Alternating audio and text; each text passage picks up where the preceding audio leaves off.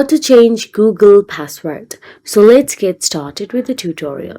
First of all, open the Gmail app or Google app on your mobile device. So I will recommend the Google app for the easier access. And once you tap on the Google app, you will get to see your profile picture available at the top right corner of your screen or your name's initial. Simply tap on it.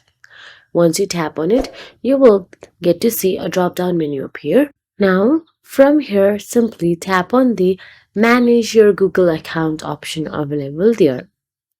Once you tap on it, you will be navigated to your Google Account section. Here, at the top tab, scroll and look for the Security option available and tap on it. Now scroll down and look for the Password option available there and simply tap on it again.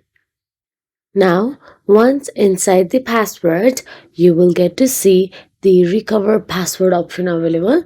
From there, follow the instructions to simply verify that it is you using your Gmail account.